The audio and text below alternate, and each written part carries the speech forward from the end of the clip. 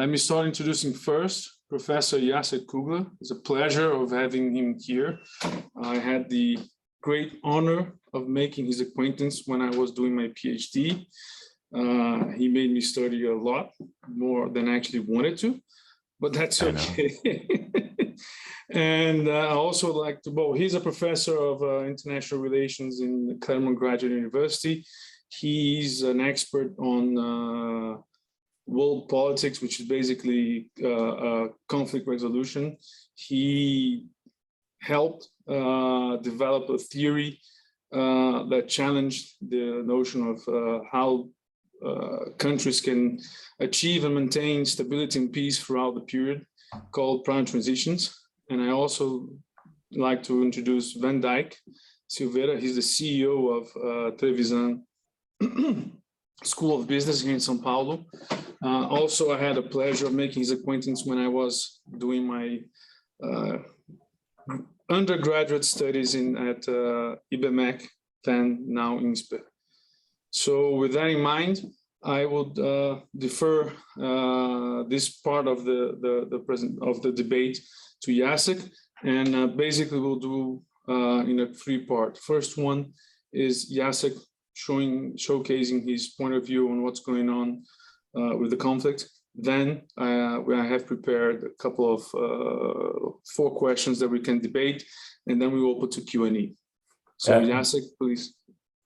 Just a second, Hugh, I think you should do an introduction in Portuguese, because there might be people here who are not fluent in Portuguese. I don't know if the translation is going on. It's going on as we speak. Oh, good. But I can do it. I can do it. That no problem at all. Então eu vou só aqui seguindo o que o VanDyck sugeriu. Eu gostaria de fazer as devidas apresentações. Jacek é um professor da universidade onde eu fiz minha pós-graduação, tanto eu quanto o VanDyck. Ele é um dos experts e cientistas políticos mais renomados na parte de resolução de conflito e manutenção de paz. Desenvolveu uma teoria que na década de 70 foi a grande oposição ao que estava em voga, que é justamente determinando quais são as condições ideais para mais de um país atingir, ou melhor, mais de 2 superpotências atingir e manter paz e estabilidade ao longo do tempo. O VanDyck eu tive o prazer também de conhecer como aluno, na época que eu estava fazendo minha faculdade de economia na IBMEC, hoje INSPER, e eu posso dizer que também foi o responsável por eu ter me ausentado alguns anos no meu doutorado. Então, a forma a qual a gente optou por seguir nesse debate seria, primeiramente, uma exposição do Jacek sobre o conflito e perspectivas pós-conflito, quando isso acontecer. Depois a gente vai fazer um pequeno debate com alguns temas, e aí eu abro para perguntas e respostas. Com isso em mente, eu gostaria de passar a palavra para o Jacek. Jacek, please, the floor is all yours. Well, I'm very pleased to be here and honored to be invited by my ex-students. Okay, so let's sort of talk about what's happening right now. Could you get me slide 2, please? Okay. This slide gives you the global structure. What's important about this is that for the first time since the collapse of the Soviet Union, there is a conflict over global politics. All of the previous conflicts were largely regional. So a contest over the Middle East, if it went one way or the other, would alter the international arrangement by no more than 5%, both in terms of population and in terms of overall capabilities. But if you look at this map, see that big red area plus the green area to the side, that's what's called Eurasia. And that includes China, Russia, and Europe. And looking at that structure alone, you have more than 50% of the total population and a little bit over 60% of the total GDP. If you were to add India to that, that approximates 60. So to a large degree, he controls Eurasia, controls the international system. So the current conflict over Ukraine is far more than any of the conflicts that we have witnessed before. And that is largely because of the importance of any shift in this area. So if Europe were to shift towards what I've drawn here in red, you can see that the Western capabilities would drop by more than half, and the United States would be substantially smaller than China and Russia, or would be in sort of Western dominance would be basically for practical purposes over. If you also compare China to United States, they're approximately the same right now. So the post-World War II dominance that was established after World War II is now in peril because it now requires Europe to a large degree to side with the United States. And eventually we'll talk a little bit more about India. Next slide, please. This is Ukraine. And what I did here is I drew the population proportions in Ukraine. So we get some understanding of what the Russians are contesting or wishing to contest. So notice that the bottom side is Crimea, which has been annexed to Russia. That actually has over 67% of the population is Russian. So it is not surprising that there was not much resistance. And if you have paid attention from the last 8 years to this particular confrontation, there hasn't been much terrorist activity or serious military internal activity within the Ukraine. It's not because the Russians are so efficient, it's because there are not that many Ukrainians that basically want to contest the current status of Crimea. And if you look to your right, that's Donetsk, okay? And that, again, big red area. And that is, again, highly populated by Russians. Because remember, Ukraine was part of the Soviet Union. And in that section, the Russians are a majority. And then the question becomes, do you want to be a majority within the Soviet, within Russia, or do you want to be a majority, a minority within Ukraine? The rest of Ukraine, the blue area, is heavily Ukrainian, all the way from 80% to the left to about 75% to the right. And those little bluish areas which says plurality is the Ukrainians are a majority plus all kinds of other groups, and the Russians are a minority. So if you're sort of thinking in terms of rational actors, okay, most of people prior to this conflict expected Russia to move into Donetsk, that red area, and stop there, okay? And then do the same trick as they did in Crimea, annex it, cry foul, blah, blah, blah, blah, blah. And to a large degree, things would go back to normal.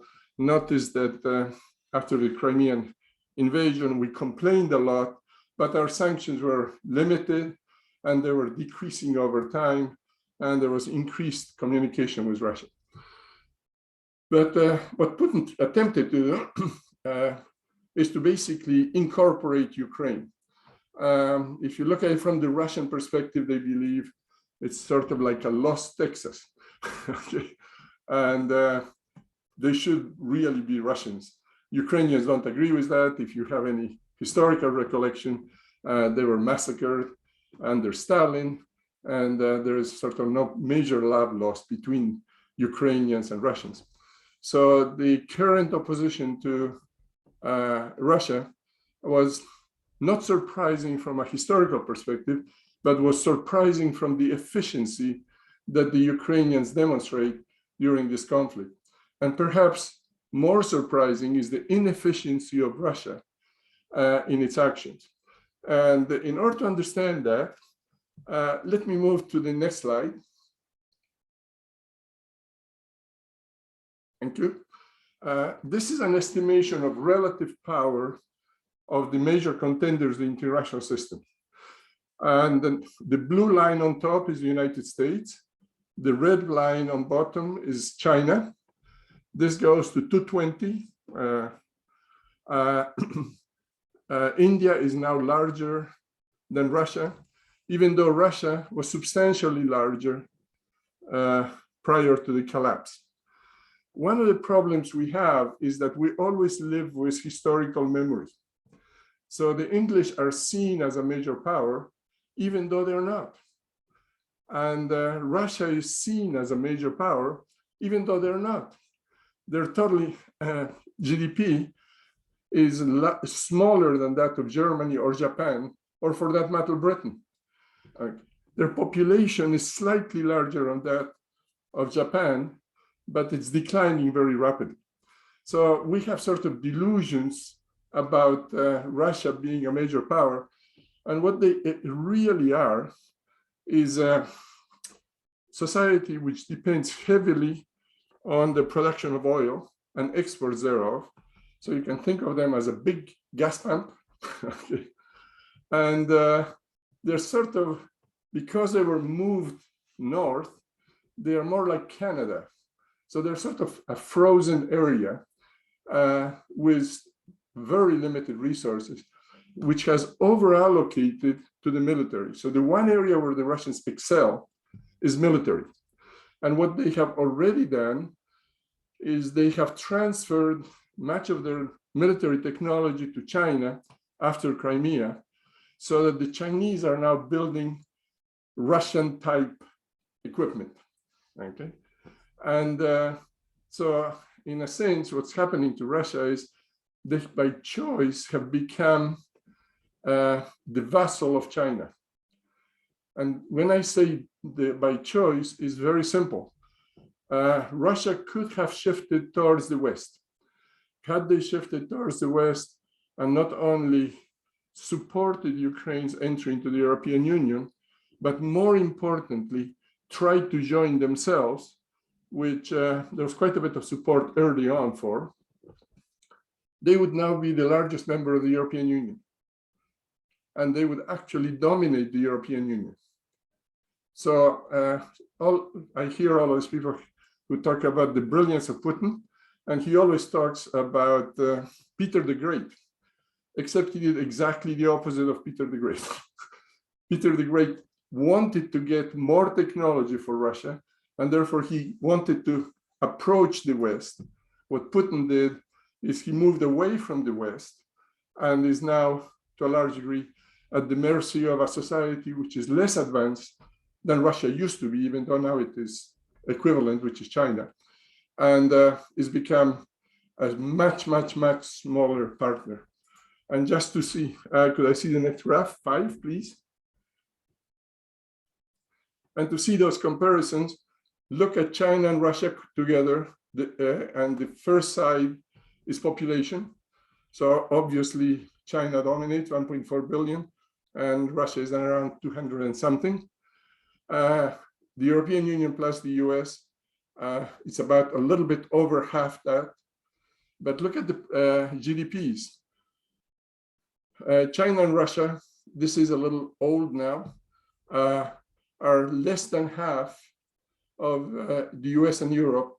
If I did it today, the same graph, China would match the US, but Russia would stay the same size. Russia has not grown after the collapse of the Soviet Union. And one of the reasons they have not grown is because they over-allocated resources to the military, and the military is very useful basically for business purposes, but it's very expensive to maintain for a small society. Could we go to the next one? Okay, here are direct comparisons of Russia with its neighbors. Notice that both Germany and England are larger than Russia. Okay. And so is Japan by a substantial amount. So when we think in terms of direct confrontation, sustained long-term confrontation, in a long-term sustained confrontation, Japan should actually win versus Russia, which when you think about it, nobody believes, right? And the same thing versus either Germany or UK, or certainly the combination of Germany plus France plus the EU and on. So one of the problems that we have is a massive distortion of reality. We still think of Russia as a global power. And the main reason we think of that is because they have nuclear weapons. Okay. One of the interesting things about nuclear weapons is if you use them, depends against whom, but if you use them against somebody who is equivalent to you, you will also be destroyed substantially. The minimum you're going to do is lose a substantial portion of your cities. It's not a good bargaining deal. It's a good defensive deal. It's not an efficient way of imposing your capabilities. In effect, we have demonstrated that in the past because something called compellence used to dominate when the United States was preponderant. And then we found out that we had compellence and nobody listened. First, the Chinese didn't listen. Then the Russians in Hungary didn't listen. Then the Vietnamese didn't listen. And then we just sort of stopped talking about compellence. And the main reason for that is when you have, if you are going to win conventionally, you definitely don't want to initiate a nuclear confrontation that can be retaliated. Now, when you have a confrontation which you have no retaliation, that's a different game. But in the global context, every one of these members has the capacity to destroy the other. China is not there yet, but will be there in 5-10 years. Next.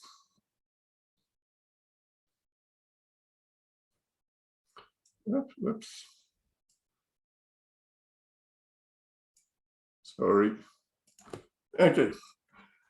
So in order to understand sort of my understanding of the situation, I think most of you are familiar with realism.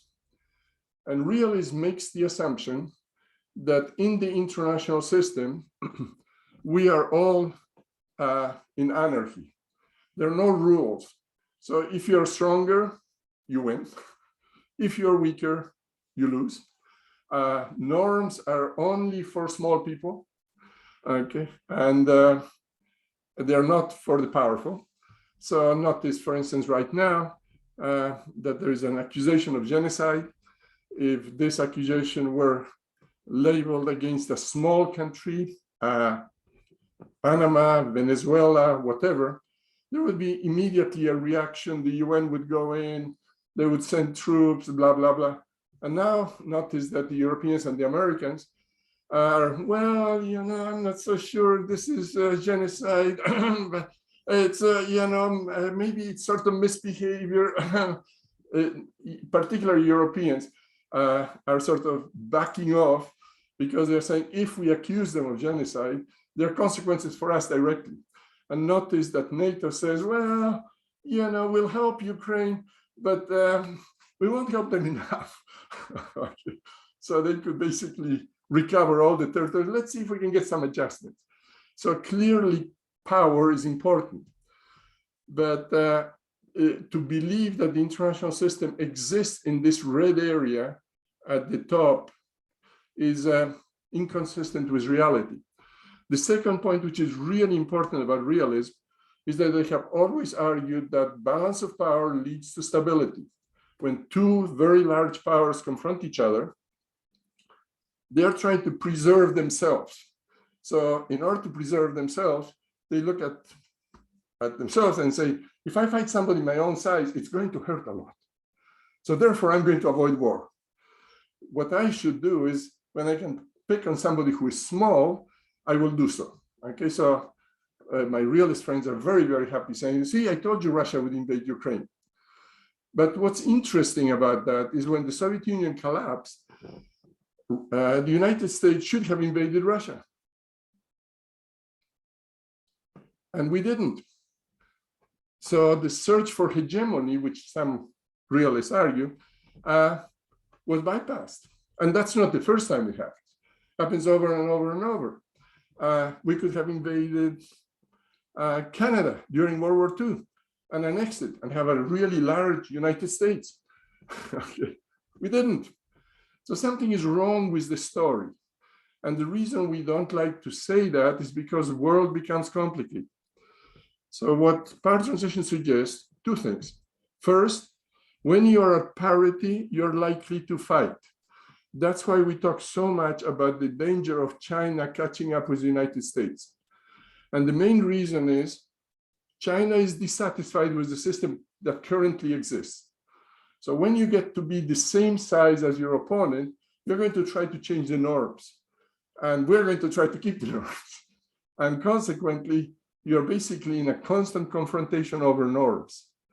And that's why parity is a very dangerous condition. Because if you're much smaller, you're going to say, well, I can't do much about it. On the other hand, if you're equal, you say, the outcome is 50-50. It's basically a large fight, and that's why we have very large wars at parity. But if you are satisfied, which is that green area, that's when the majority of interactions in the international system occur. Most of the time, we have commerce with people, Brazil, Argentina, this and that. When there are disputes, you try to settle them legally through some legal procedure. It doesn't mean that you are friends. It means I don't necessarily have to confront you just because you happen to be on the other side. And there are other set of rare conditions, which is cooperation. And free trade means I am now sort of lowering the barriers. But if you go to integration, which is what the Europeans are attempting, is the first move towards federation like Brazil and Argentina. So if they were to integrate and deepen integration, that would become one country, okay? And this is the process that previously has been expressed in the international system, usually by force. Okay, somebody annexed somebody else and they kept it. And this is the first time that we basically have it voluntarily. And the main reason for integration is because you have far more influence. So as I was telling my colleagues, if Brazil were to take the leadership in Mercosur, they would be far more influential than they currently are, because they would have the support of Argentina and Chile and Uruguay and Peru and whatever. Okay, it's a larger bloc, much harder to push around, and you can't separate one country from another easily. It's not saying that you can't, but it's much more difficult. And consequently, you have far more influence. Power is important in the international system. You don't want to always be the weakest link in a relationship. And that reminds me of the Falklands, but I will not discuss that here. Okay, next, please.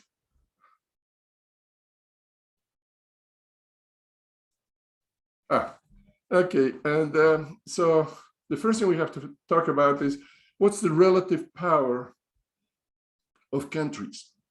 Remember, I gave you a graph on power controlled for capabilities, political capabilities, how well they're using them. This one shows you the population. It should not be surprising that China is today the largest society, but it's very, very soon going to be overtaken by India. In effect, it has been this year. They're at parity in terms of number of people. And because of the one-child policy, China will dramatically reduce its population in the future, because there are very few kids coming into this large grouping. India still maintains a relatively normal population, so they're going to keep on growing until 2030s or thereof, and then they're also going to decline. And interestingly enough, the country which is going to grow the most is Nigeria. In effect, sub-Saharan Africa is going to be larger than both India and China combined by the end of this century. We just don't pay attention to people because they happen to be Caribbean small sub-countries. But if you're going to look at what could be the next global power, that's going to be sub-Saharan Africa. Okay. Now, if we go to the GDP side, notice that the United States and Europe dramatically dominated output, okay, early on, okay. The United States, both the United States and Europe are now being at parity with China, both of them individually, okay. And China will be, for a short period of time, the dominant country in the international system for about 35 years. And beyond that, India is going to start contesting, okay. Now, the India forecast is hard. I simply assume that they're going to take the same path as China did. Some people would say you're sort of too optimistic. That could be off by 10 years or 20, but it really doesn't make that much difference whether it is 275 or 295. But that outcome is very likely. So if you look at the US plus Europe, they would dominate China and Russia. If up to a certain point, if India and China got together, the Asians will control the international system. Period. There's no getting away from that because they have the largest potential population and the largest outcome, substantially. Is that clear? So we are actually in a very interesting transition. This is the first time since Genghis Khan, as VanDyck will know, that societies which are less productive in terms of both technology and overall productivity can dominate the international system. Pilgrim Place. By combining. So it's a really very unusual time. Can I get the next one? And this is the structure of values. Remember, we talked about satisfaction. You're satisfied with somebody when they're very close to you. Okay, your values are equivalent, on and on. And they have two values. I have two values here. One is materialist and post-materialist. Materialist means you're really interested in money. You're poor. You want to make as much money as you conceivably can, and that's what you're interested in. Post-materialism means, well, you're starting to get interested in other things: environment, quality of life, how many hours do you work a day, on and on. Post-materialism only takes place in general when people have sufficient resources to live comfortable lives. And then you start worrying about all of the other things that you haven't done. I put Brazil, this little blue dot to the left. Notice that it's pretty far from the United States, which is moving towards Europe, which is that little green section in the middle. Okay. And the blue guy here and the left center is India. And the red guy right a little bit under the line is to a large degree China. Okay. And looking at this, you could see the convergence of Europeans is somewhere in post-materialism and relative secularity. There's still quite a bit of traditional religious constraints, both in Europe and in the United States. More so in the United States, if you break up Europe into its components, the Scandinavians go all the way to the corner, right top corner, because they're very sort of not very religious and very post-materialist. Okay, just think of their income. Okay. They're doing pretty well, and God doesn't determine their level of income. India, on the other hand, is exactly the opposite. It's moving far more towards a traditional society, and despite the fact that they are democratic, they are really moving away from Western Europeans. And if you look now at the distances, the distance between China and India is not insurmountable. It's basically a distance of beliefs. Okay, they have the same materialistic perceptions, but they have a very different commitment to religion. And the Europeans and Americans are sort of moving together. Okay. So it is likely to say, I would say, on the basis of this one, that Europeans and Americans are going to be relatively satisfied with each other, which is showing up now in Ukraine. The Indians are going to be sitting somewhere between the two, not knowing which way to decide. And the Chinese are going to clearly side with the Russians. The Russians are right on top of them, by the way, in these graphs. I just didn't put them in here. So since I'm just running out of time, let me go to conclusions. So one of the important conclusions is first, I want you to really think why Ukraine is so important. Ukraine is important because it's the challenge for domination of the European structure, the Eurasia. Okay, and he who controls that is going to control the international system. The first thing is the US is no longer preponderant and will not be so in the next decade. So it needs help. Okay, we could do it in many ways. We could do what the Europeans do and try to move towards Latin America and integrate further. But that's a choice on both sides. Okay, you remember, if you don't like them, you can't integrate. Okay. So if you say Yankee no, it's not going to happen. You can just put all kinds of legal structures in, they won't work. The EU plus the US, which I call West, will be preponderant until 275. Okay, and at that point, they will no longer be preponderant. Preponderance leads to peace. So that's why you want to have preponderance.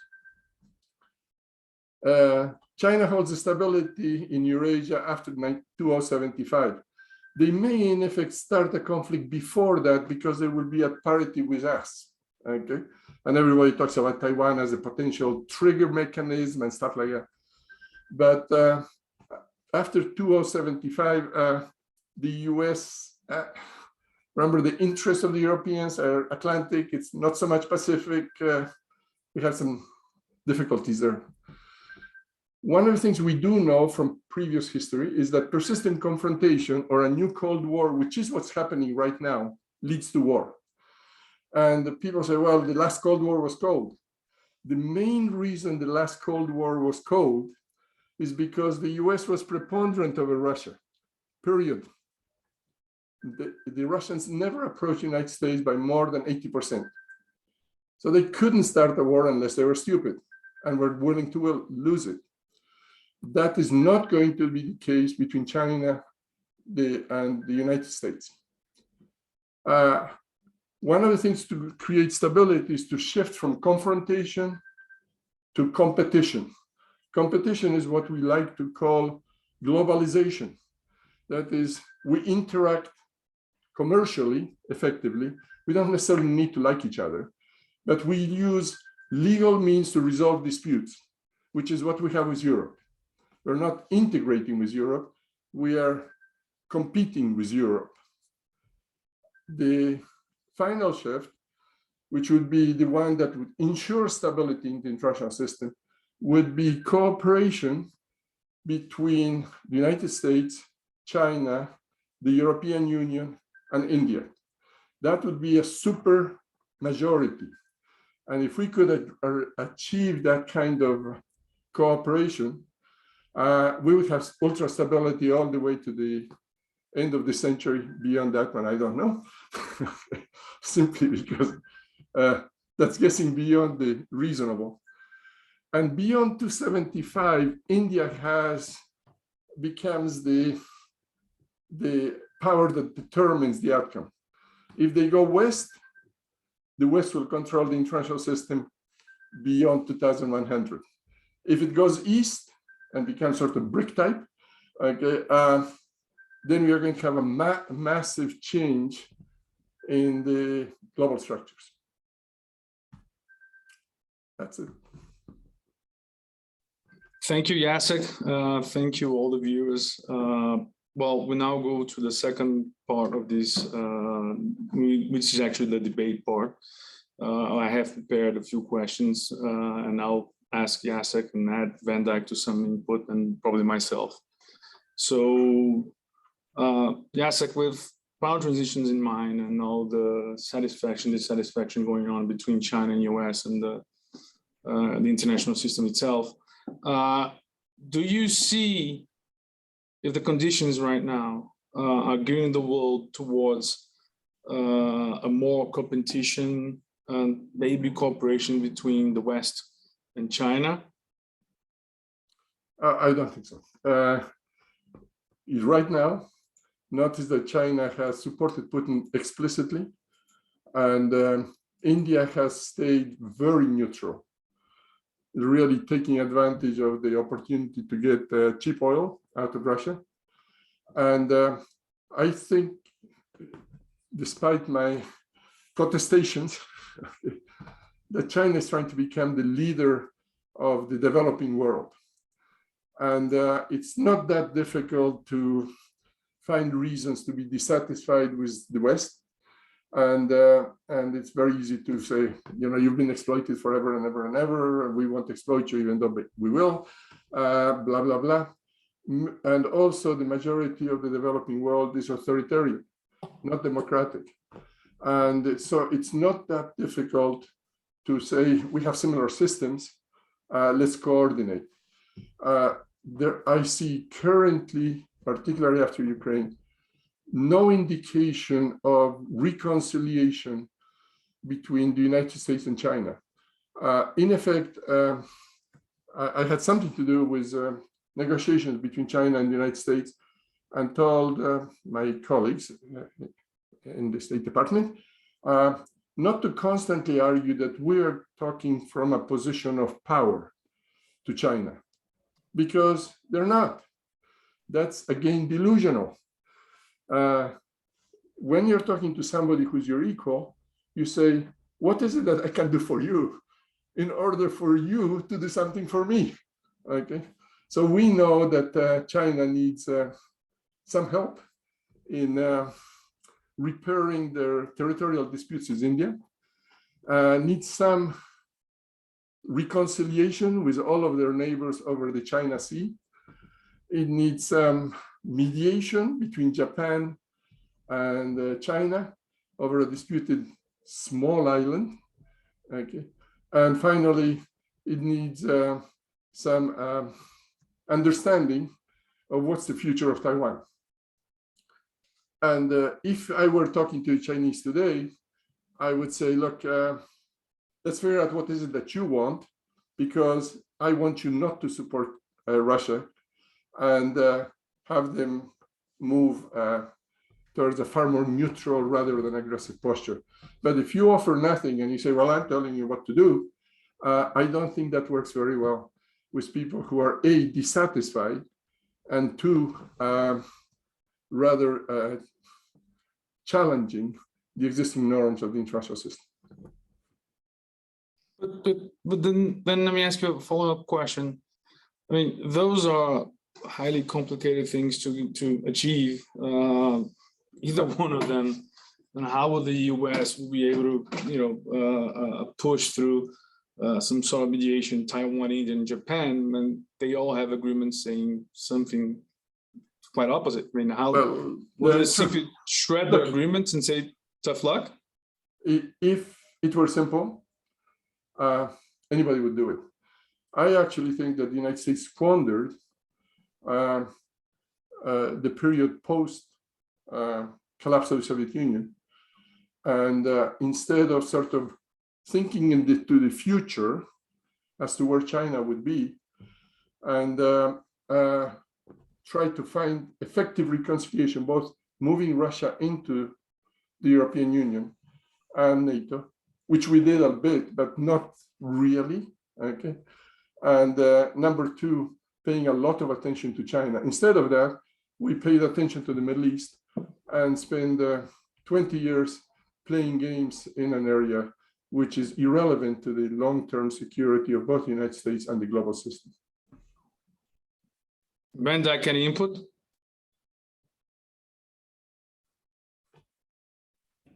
Hi, thank you very much, everybody. It's a pleasure to be with you guys. Always wonderful to be with Jacek. Great times, and absolutely one of the greatest thinkers of our times. I am enamored of the ideas that this man has created in the very fine way that he utilizes mathematical modeling to cut through what would say the bullshit and get to real powerful conclusions.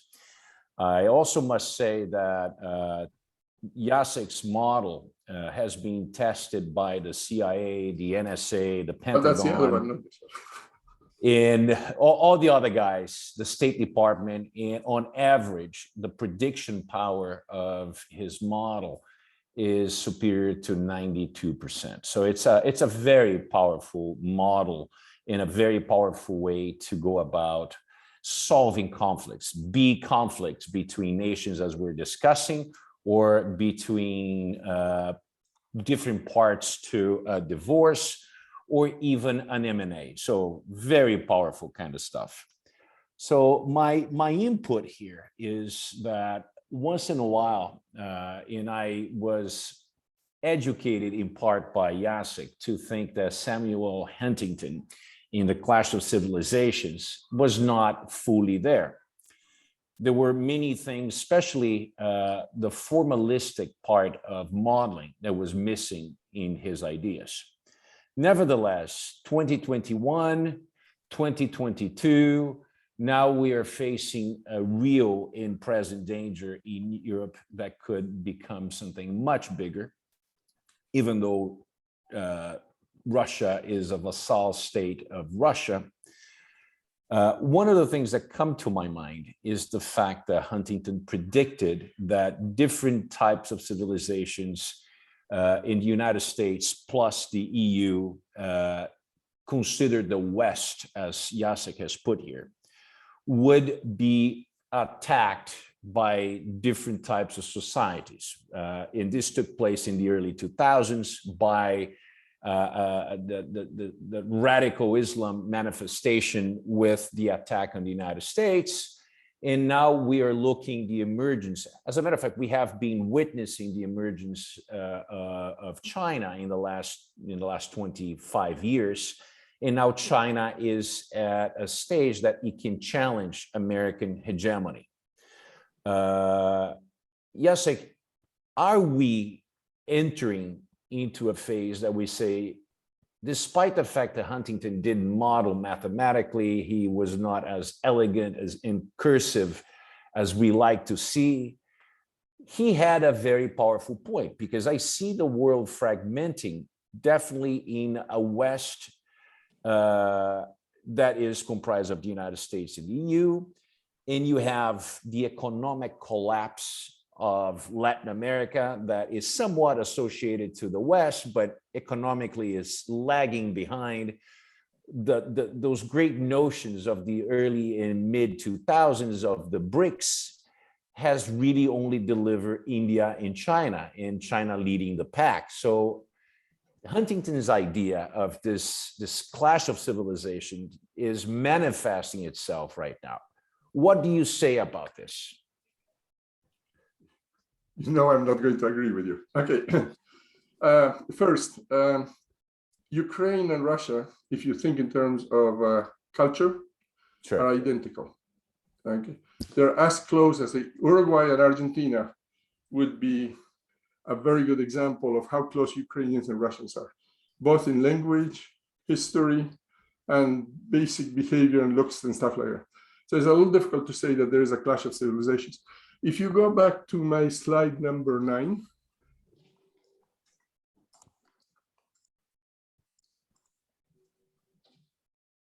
that one. Okay, no, that one. Okay, here are values, and notice that American and European values are close, but the Chinese values are not very far away. So let us ask, what's so different between China and the United States? We're very secular. We have to a large degree integrated. They're actually ahead of us in terms of integrating females and minorities, except very small minorities that are really abusing, which we used to with our Indians. Okay. The real difference between China and the West is only on one dimension, and that is a degree of materialism. And degree of materialism is usually remedied by increasing your income, because they don't have traditional. We actually are much farther from India than we are from China.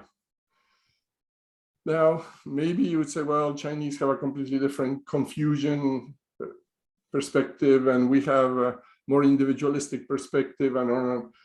But it's a little difficult to talk about clash of civilizations. What basically Huntington meant is Muslims and non-Muslims. And if you look at the behavior since his passing, okay, Muslims have been killing Muslims with gusto, and Westerners are killing Westerners with gusto right now, in the sense of equivalent cultures.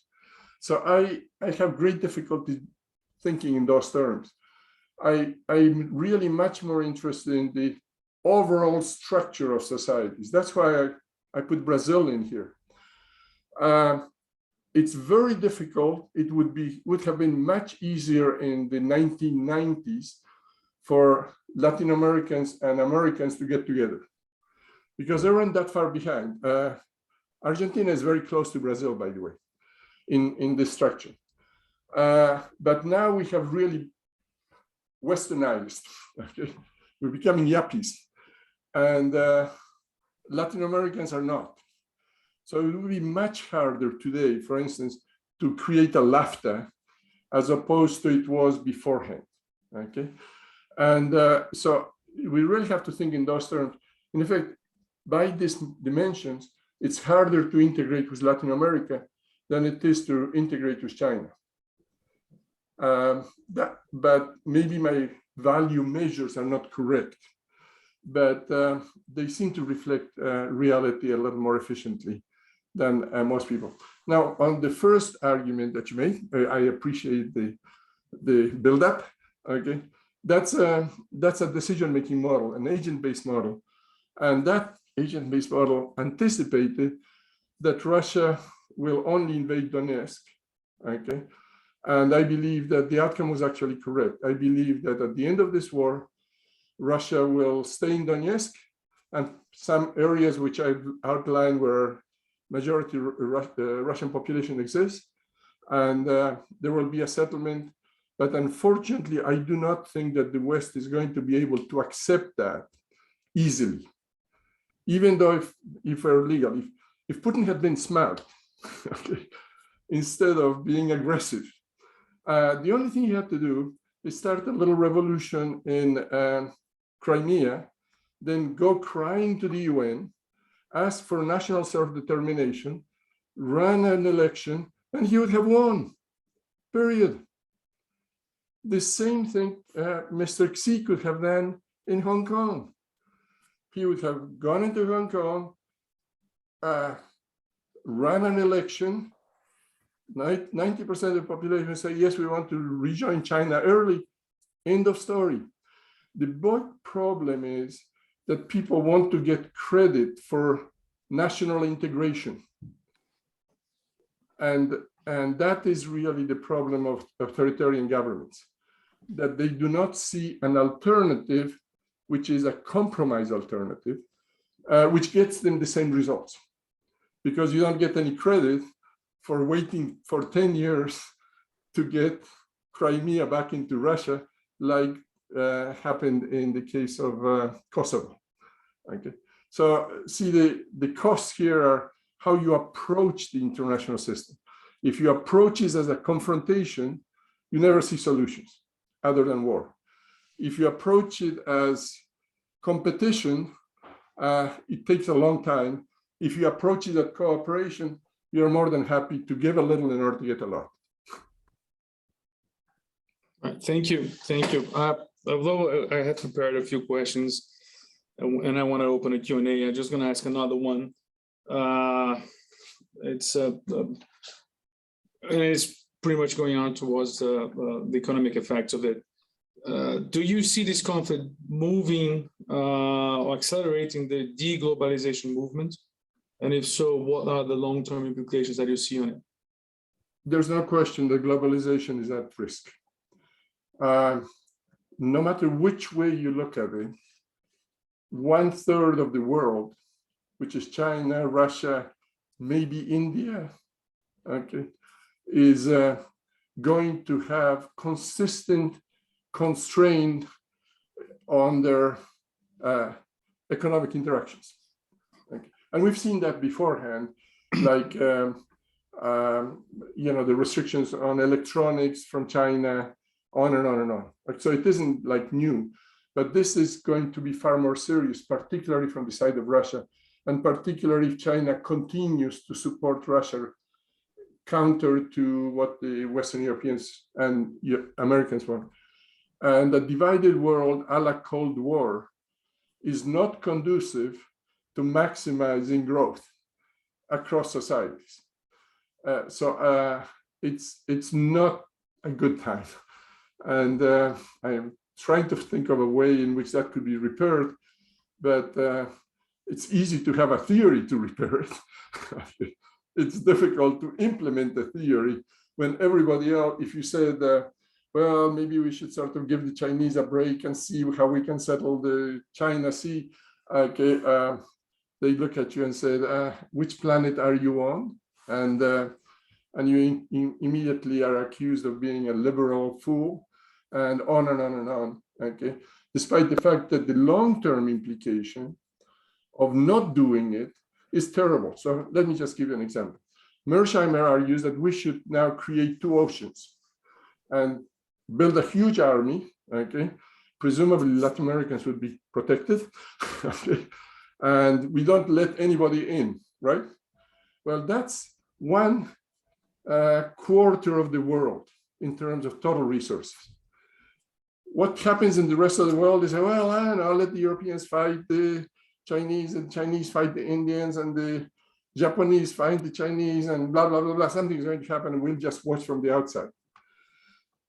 At the same time, the same theory says that somebody's going to try to be hegemonic.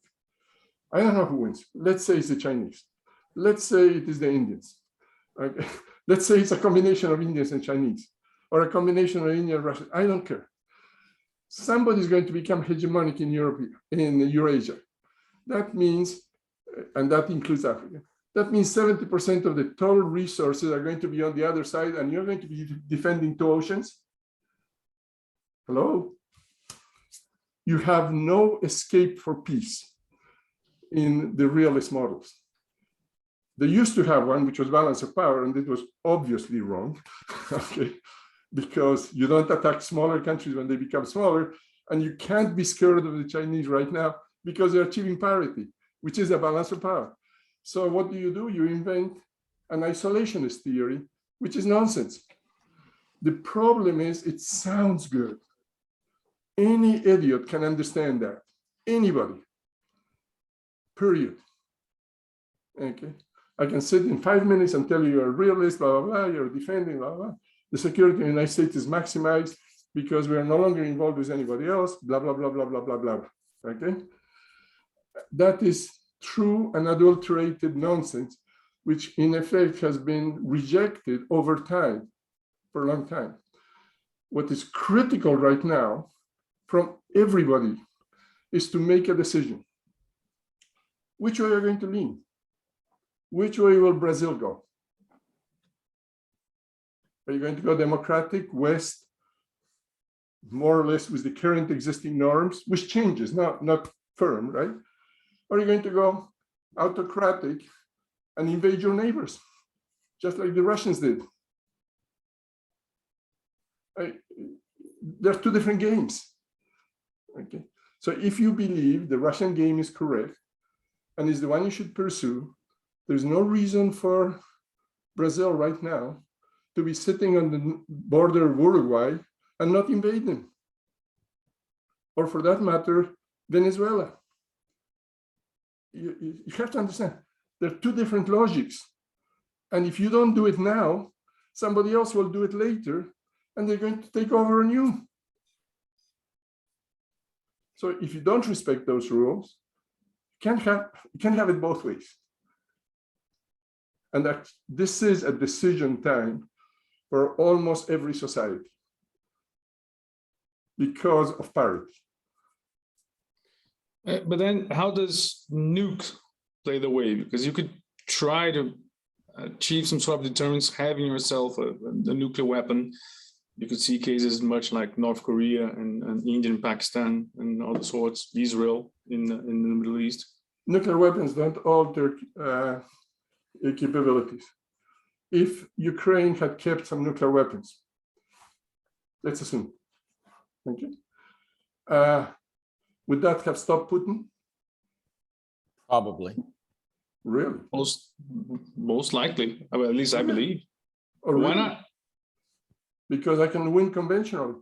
If you use a nuclear weapon, like, if you believe in deterrence at all, okay, North Korea can be deterred anytime, period. Doesn't make any difference what they have.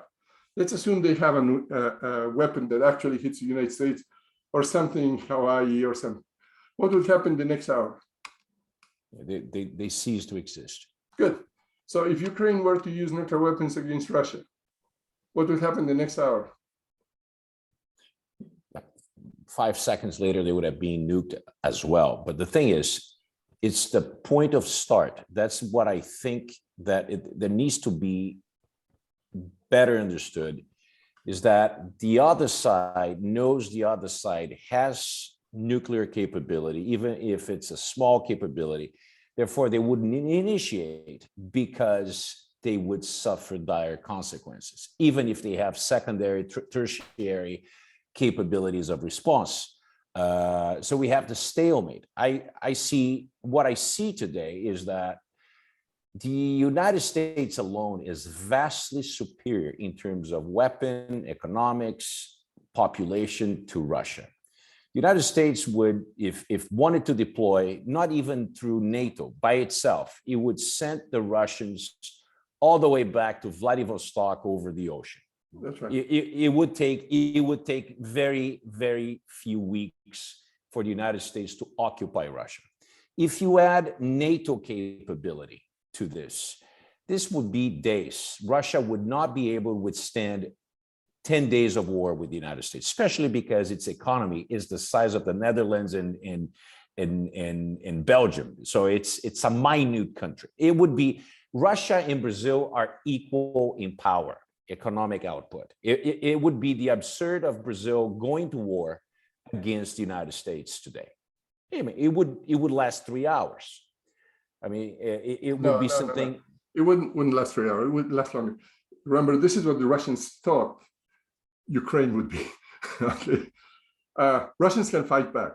But let me give you an example on the first one. We only have a single example of two nuclear countries over a core contest that went one of them annexed the other, and that is Kashmir. Mm-hmm. Remember, Kashmir was disputed between Pakistan, but actually about 5-6 years ago, the Pakistanis tried to get Kashmir by force. The Indians stopped them conventionally, okay? And everybody said, oh, there's going to be a nuclear war because blah, blah, blah, there, okay? And I said, you must be kidding. Let me go to sleep. And a year ago, India annexed Kashmir. And what did Pakistan do? Nothing. They're both nuclear. But Pakistan has two major cities, and they know that if they were to use nuclear weapons on India, they're gone. They've disappeared from the map. So the idea that countries which have nuclear weapons are equivalent because they have nuclear weapons is unadulterated nonsense. It depends how large you are. Now, Russia, if we were to invade Russia or threaten directly Russia, would use nuclear weapons to defend themselves. That I'm certain of. The same way as Ukraine is using everything in their power to defend themselves against Russia.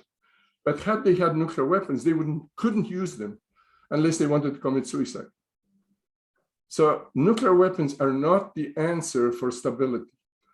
If they had been, everybody would have them. So this is the one area which I completely think Latin Americans are ahead of everybody, and by far. Regional disarmament, nuclear disarmament, is the only way you can maintain safety regionally, period. And if the Israelis learned that, they would give up nuclear weapons, and then you wouldn't have constant fights with the Iranians.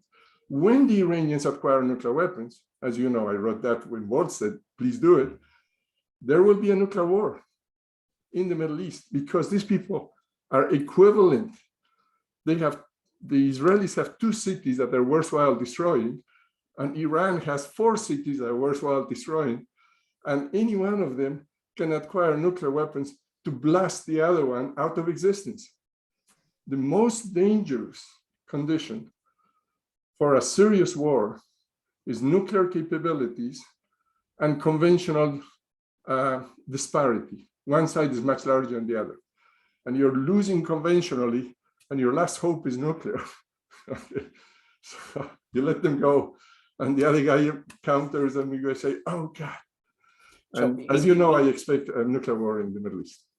I know. For the last 25 years, you've been saying this, and I expect to see it as well. That's the reason why Iran cannot develop nuclear weapons, because this would be, well, they can. They just haven't.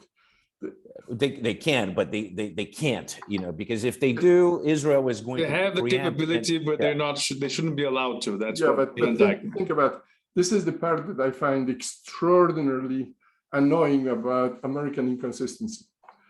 You cannot support nuclear weapons in Israel and deny nuclear weapons for Iran.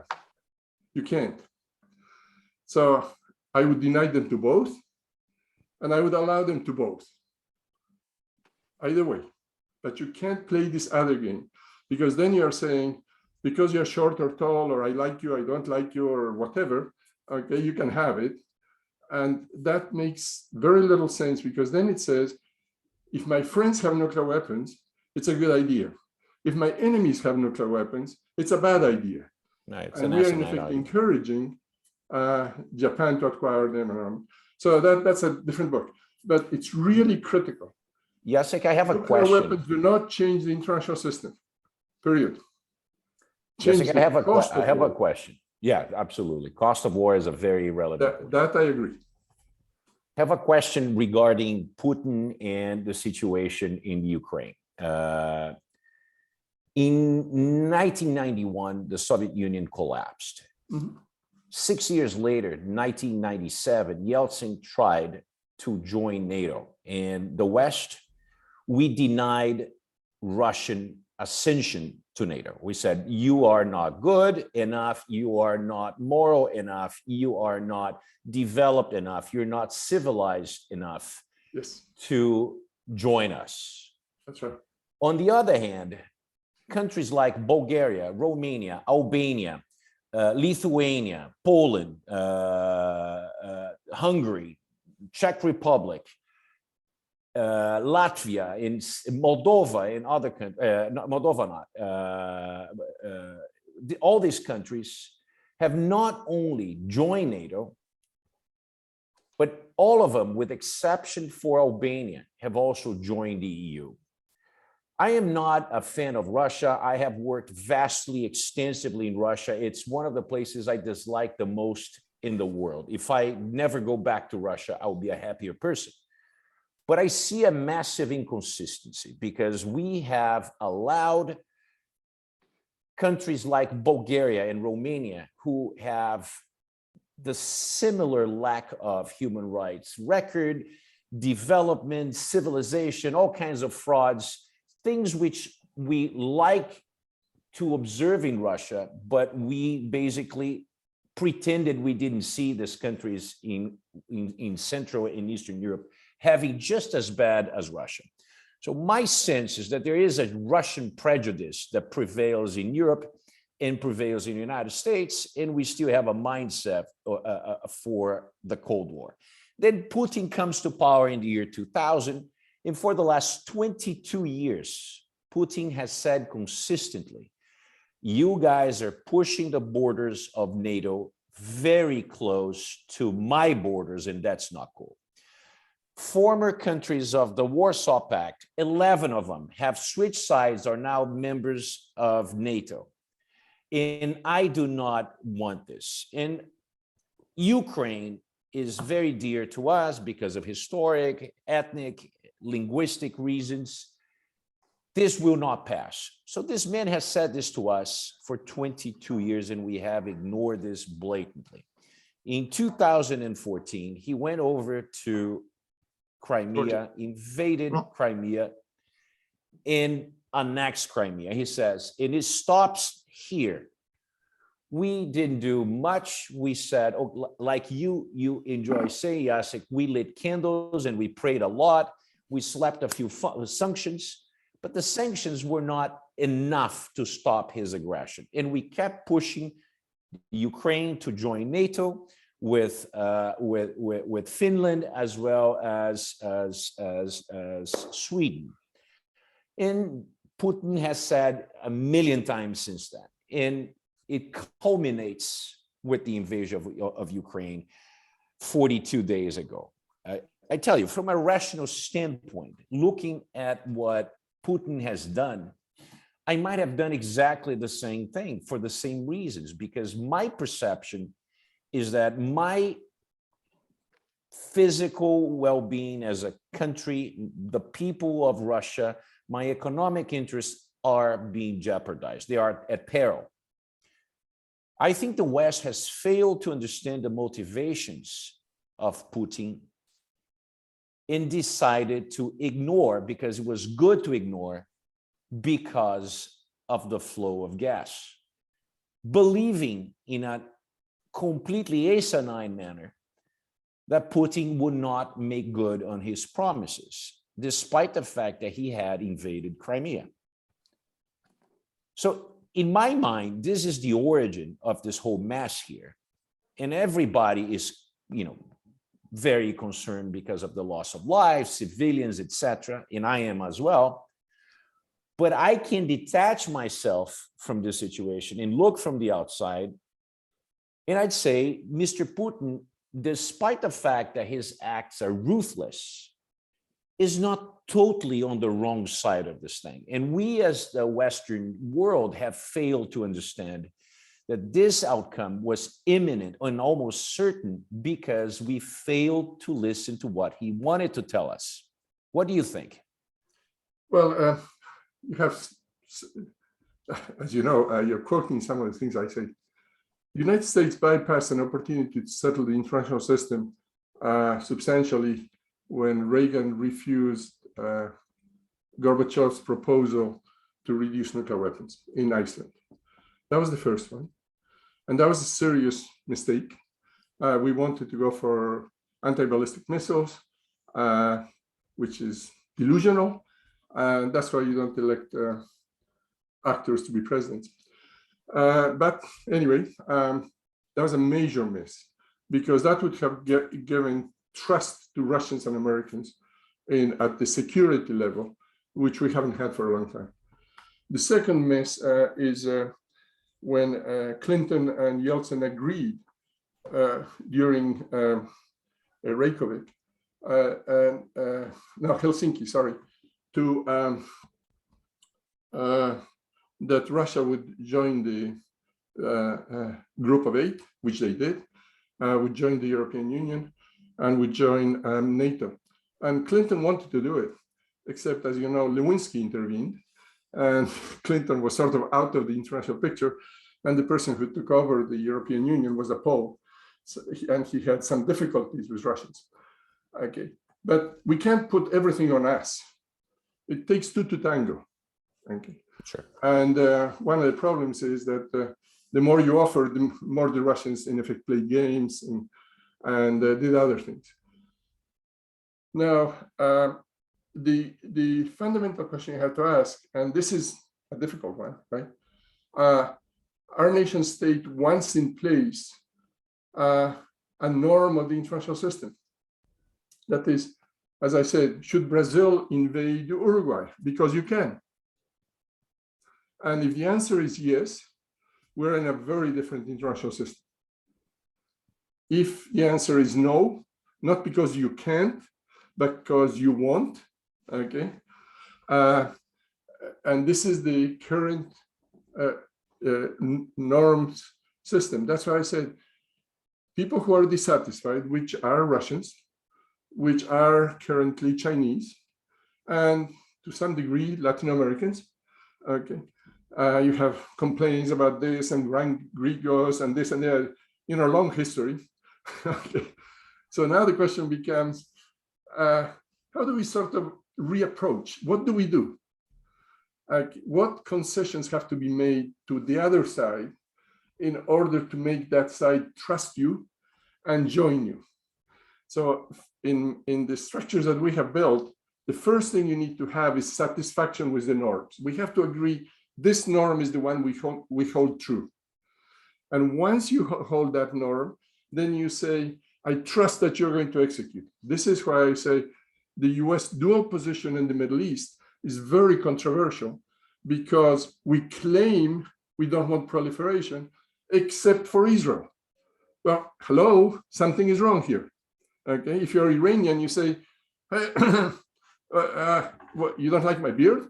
Okay, so it's really nonsensical, and consistency is the essential basis for trust.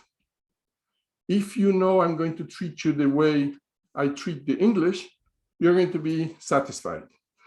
If you think that you're going to be treated differently because you are Russian or Brazilian or Chinese or Iranian, okay, and different rules will apply to you, then I think you have serious problems in the international system. And I think, but let's recall that Russia, Britain, US, and China signed an MOU when Ukraine decided to denuclearize.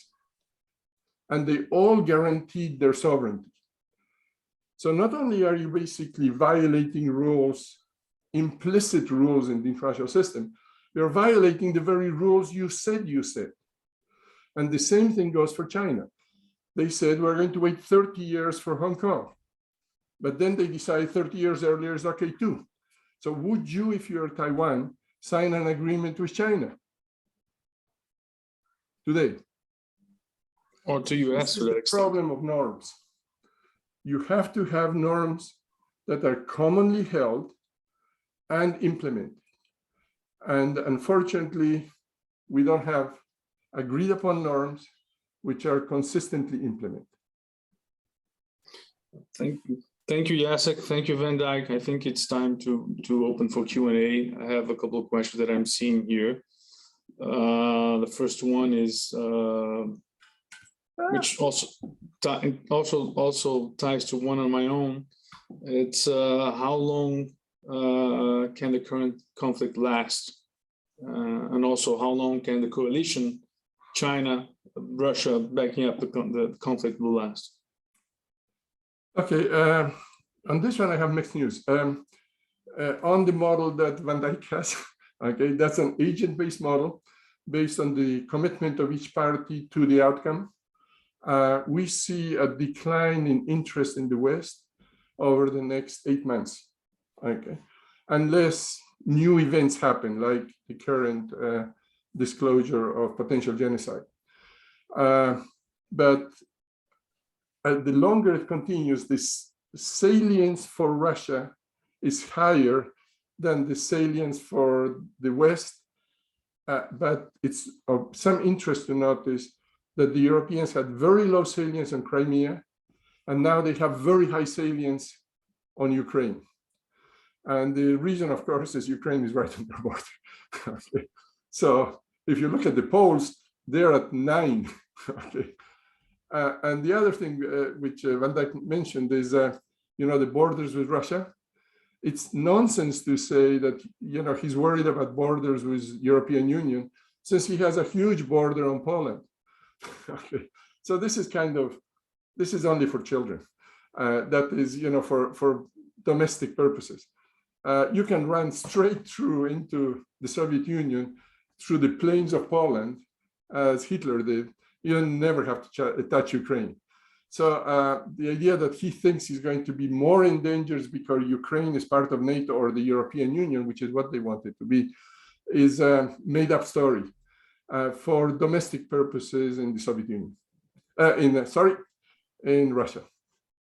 So you do see this going on for the good part of this year and maybe going to the next one? The key question here would be to take a look at salience.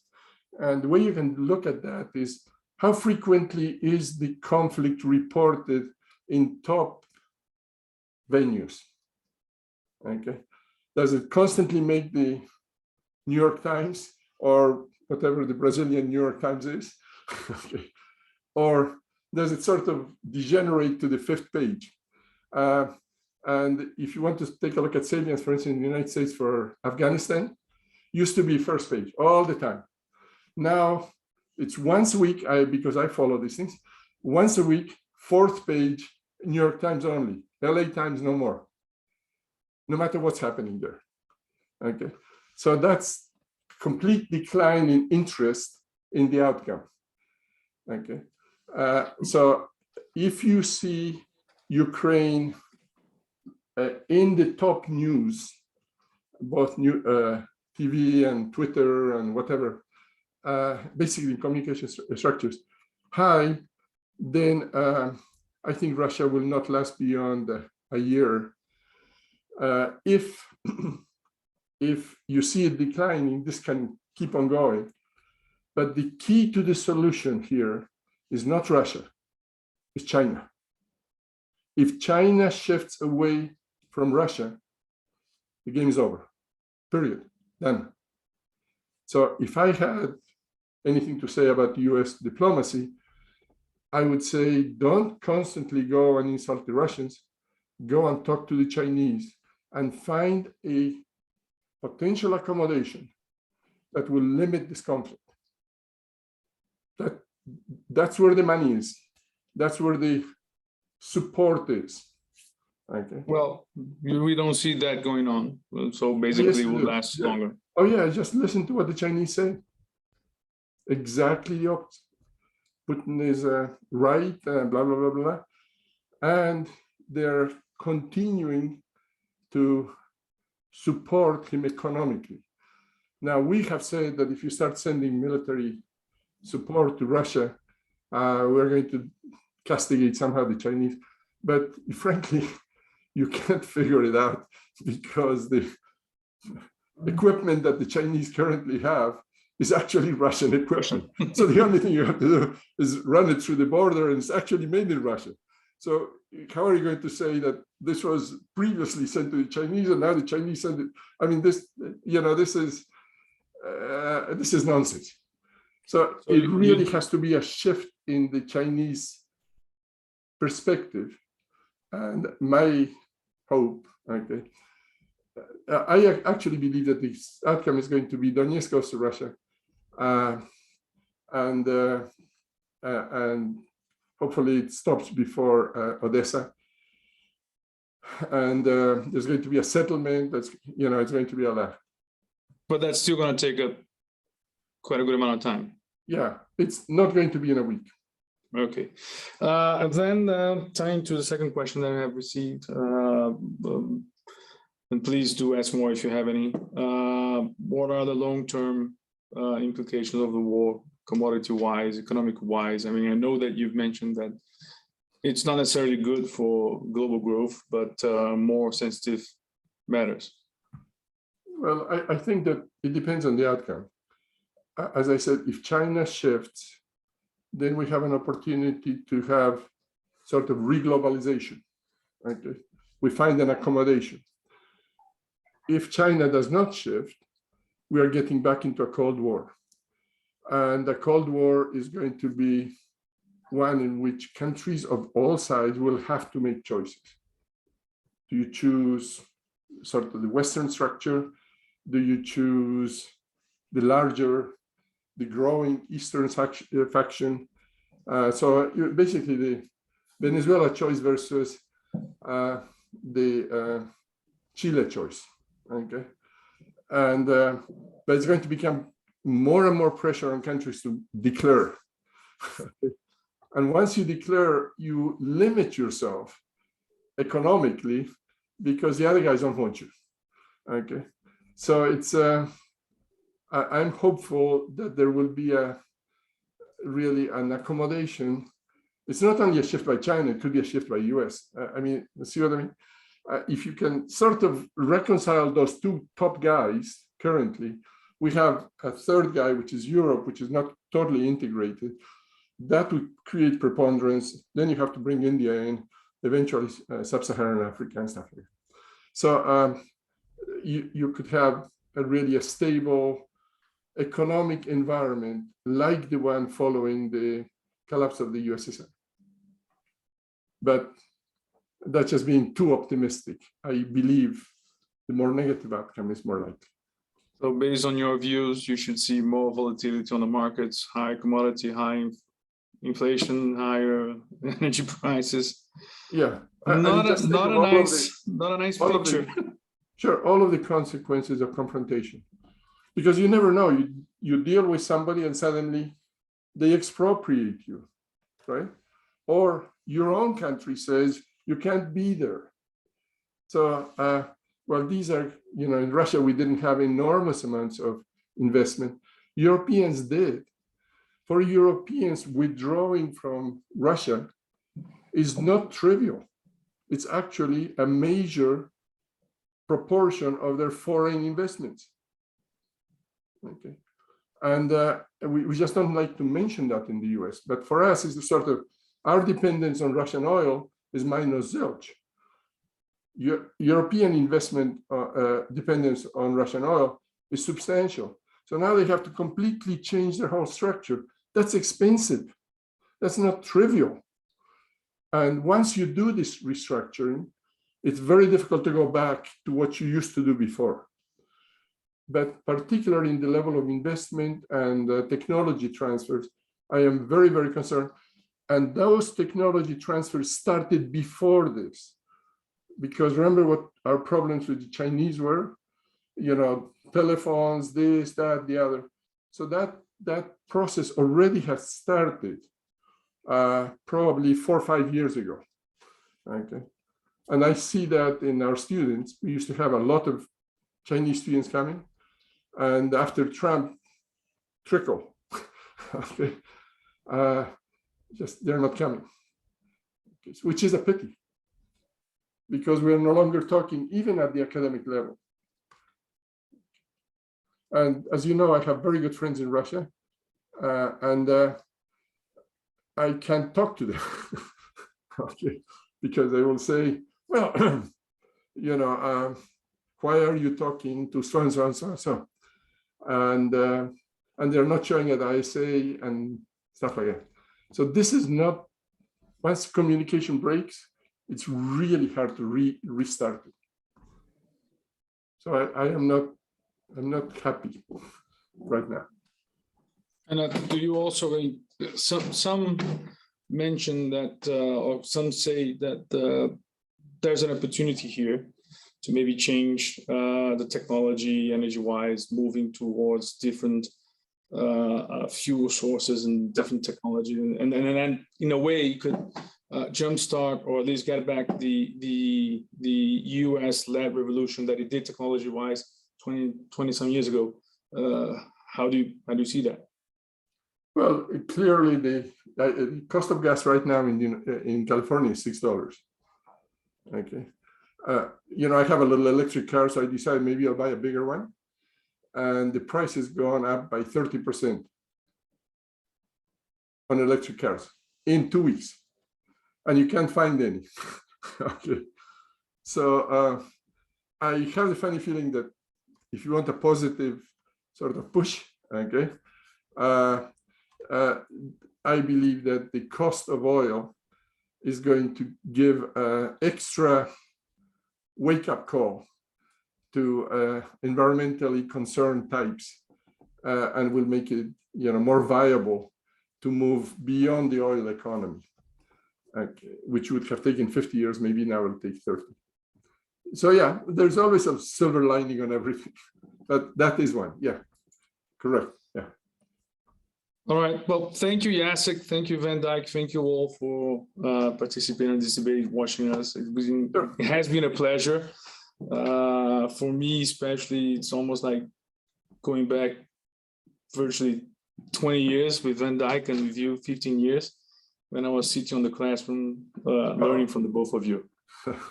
Well, I'm not sure, but I appreciate being invited. Thank you very much, and I hope it's been useful. Thank you so much, Jacek. It's always an honor. It's an honor to be with you. Thank you, everybody. Have a great evening. Bye-bye. Thank you. Have a great evening. Bye-bye.